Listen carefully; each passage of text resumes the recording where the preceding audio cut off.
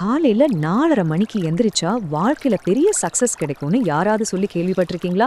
இன்னைக்கு நாம பார்க்க போற விஷயம் சும்மா எதுவும் கிடையாது. பிரபஞ்சத்தோட ஒரு சீக்ரெட் விண்டோ, அதாவது பிரம்ம முகூர்த்தத்தோட உண்மையான அறிவியல் என்னங்கிறத பத்தி தான் இந்த விரிவான பதிவுல நம்ம பார்க்க போறோம். Early to bed early to rise அப்படின்னு இங்கிலீஷ்ல ஒரு பழமொழி இருக்குல்ல. அதாவது அதிகாலையில் விழிப்பவன் ஆரோக்கியமாகவும் செல்வந்தனாகவும் அறிஞனாகவும் மாறுகிறான். இது ஏதோ பழங்காலத்துல சும்மா சொல்லப்பட்ட வார்த்தை கிடையாதுங்க. இதுக்கு பின்னாடி ரொம்பவே ஆழமான ஒரு பயாலஜிக்கல் மற்றும் ஆன்மீக உண்மை ஒழிஞ்சிருக்கு. சரி, இன்னைக்கு நாம என்னென்ன தெரிஞ்சுக்க போறோம்னு சுருக்கமா சொல்லிடுறேன்.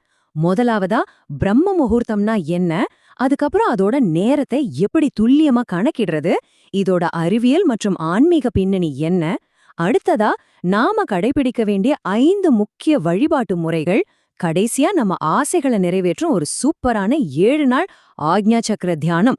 இதையெல்லாம் தான் வரிசையா பார்க்க போறோம். பகுதிக்குள்ள போயிடலாம். பிரம்ம முகூர்த்தம்னா உண்மையிலே என்ன? பிரம்மா அப்படிங்கிற வார்த்தைக்கு படைப்பு அல்லது ஒரு உன்னதமான அறிவுன்னு அர்த்தம். முகூர்த்தம்னா ஒரு குறிப்பிட்ட கால அளவு.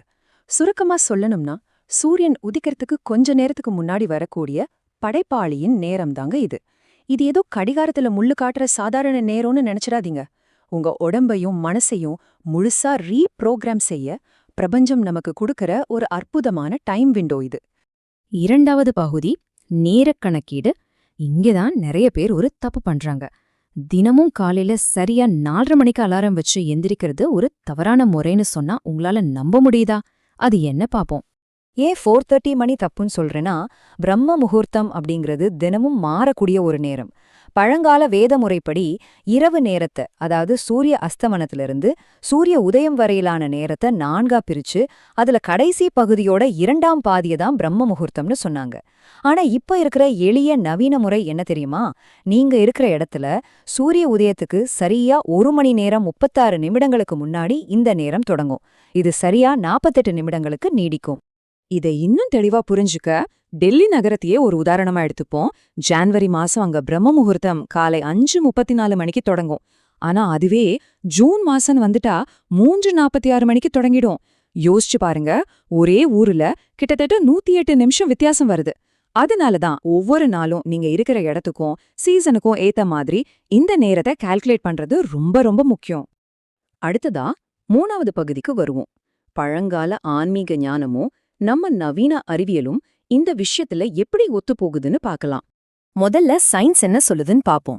விடியற் காலையில வளிமண்டலம் ரொம்பவே தூய்மையா இருக்கும். காத்துல அதிக அளவிலான ஆக்சிஜனும் தூய ஓசோனும் நிறைஞ்சிருக்கும். இதை நீங்க சுவாசிக்கும் போது உங்க நுரையீரல் அப்படியே ஃப்ரெஷ்ஷா மாறும். அது மட்டும் இல்லாம மூளையோட மையத்துல இருக்கிற பைனியல் சுரப்பின்னு சொல்லக்கூடிய உங்களோட 3வது கண் மிக தீவிரமா செயல்படுற நேரம் இது. அந்த நேரத்துல மெலட்டோனின் அதிகமா சுரக்கும். இது உங்க நோய் எதிர்ப்பு சக்தியை கூட்டி உங்களை இளமையா வச்சுக்கும். செரோட்டோனின் உங்க சந்தோஷத்தை அதிகரிக்கும். இந்த டைம்ல உங்க மூளை ஒரு வெற்று பலகை மாதிரி, அதாவது ஒரு பிளாங்க் ஸ்லேட் மாதிரி செயல்படும். சோ நீங்க எதை படிச்சாலும் என்ன பிளான் பண்ணாலும் அது அப்படியே உங்க மைண்ட்ல ஆழமா பதியும். இப்போ இதையே ஆன்மீக ரீதியா பார்த்தோம்னா, இந்த நேரத்தை அமிர்த வேலைன்னு சொல்றாங்க. பிரபஞ்சத்தோட ஆற்றல் அதோட உச்சகட்டத்தில் இருக்கிற ஒரு பொற்காலம் இது. மூல நூல்கள் என்ன சொல்லுதுன்னா, இது தேவர்களும் சித்தர்களும் உலாவக்கூடிய ஒரு புனிதமான நேரம். இந்த நேரத்துல ஒரு அமைதியான எந்தவித தடையும் இல்லாத ஒரு கனெக்ஷன் பிரபஞ்சத்துக்கும் உங்களுக்கும் நடுவுல உருவாகும். அதனாலதான் இந்த டைம்ல பண்ற தியானம் 1000 மடங்கு பலன் தரும்னு நம்பப்படுது. 4வது பகுதி. சரிங்க, நேரம் என்னவோ ரொம்ப பவர்ஃபுல் தான். ஆனா அந்த இருட்டான அதிகாலை பொழுதுல முழிச்சு உட்கார்ந்து நாம என்னதான் செய்யணும்? நம்ம வாழ்க்கையில செல்வத்தையும் வெற்றியையும் ஈர்க்கக்கூடிய 5 முக்கியமான பழக்கங்கள் இருக்கு. 1, தூய்மையா நீராடுறது. இது நம்ம உடம்புல இருக்கிற நெகட்டிவ் எனர்ஜி அப்படியே நிக்கிடும். 2, தீபம் ஏற்றுவது. குறிப்பா ஒரு துளசி செடிக்கு முன்னாடி ஏத்துறது ரொம்ப விசேஷம். 3, காயத்ரி மந்திரமோ அல்லது உங்களுக்கு பிடிச்ச இஷ்ட தெய்வத்தோட மந்திரத்தையும் ஜபிக்கிறது.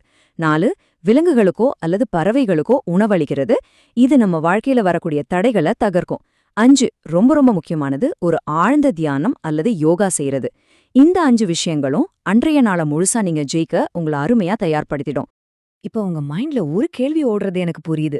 ரொம்ப குளிரான இடத்துல இருக்கிறவங்க, வயசானவங்க, இல்ல உடம்பு சரியில்லாதவங்கெல்லாம் காலையிலேயே குளிச்சுட்டு தான் இதையெல்லாம் செய்யணுமா?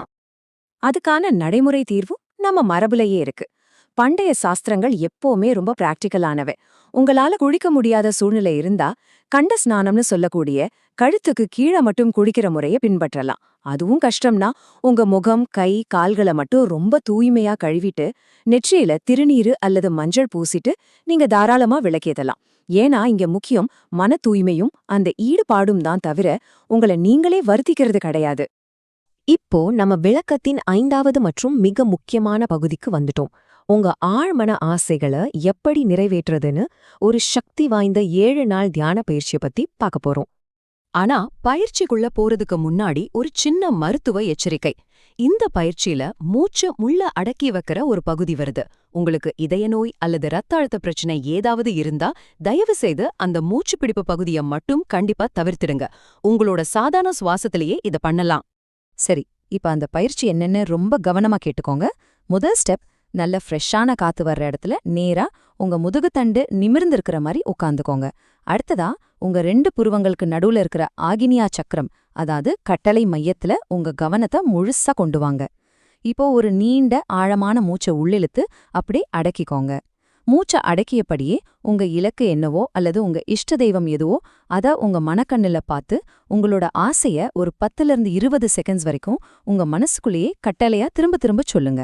ஏன்னா மூச்சை அடக்கும்போது நம்ம உடம்புல ஒரு அவசர நிலை ஏற்பட்டு மனம் வேற எந்த சிந்தனையும் இல்லாம அந்த ஒரு விஷயத்துல மட்டும் முழுமையா ஃபோக்கஸ் ஆகும். அதுக்கப்புறம் வாய் வழியா மெதுவா மூச்சை வெளியில விட்டுட்டு ஒரு 15 செகண்ட்ஸ் ரிலாக்ஸ் பண்ணுங்க. இதே மாதிரி ஒரு 10 நிமிஷத்துக்கு தொடர்ந்து செய்யணும். இந்த பிரம்ம முகூர்த்த நேரத்துல தொடர்ந்து 7 நாட்கள் இதை செஞ்சீங்கன்னா அந்த எண்ணம் உங்க ஆழ் மனசுல ரொம்ப ஆழமா பதிஞ்சு அது நிஜமா செயல்பட தொடங்கிடும். சோ நாம இப்ப ஒரு பிரம்மாண்டமான ரகசியத்தையும் அதுக்கு பின்னாடி இருக்கிற அறிவியலையும் தெரிஞ்சுக்கிட்டோம். உங்களுக்கான சவால் இதுதான். இன்னைக்கு ராத்திரி தூங்க போறதுக்கு முன்னாடி உங்க ஊருக்கேத்த சரியான பிரம்ம முகூர்த்த நேரத்தை கணக்கிட்டு அலாரம் செட் பண்ண போறீங்களா? நாளை அதிகாலை உங்க விதியை மாற்றி அமைக்க நீங்க தயாரா? இந்த ஒரு அற்புதமான பொற்காலத்தை உங்க வாழ்க்கையோட மாபெரும் வெற்றிக்காக கண்டிப்பா பயன்படுத்துங்க. மீண்டும் இதே மாதிரி ஒரு சுவாரஸ்யமான விளக்கத்தோட உங்களை சந்திக்கிறேன்.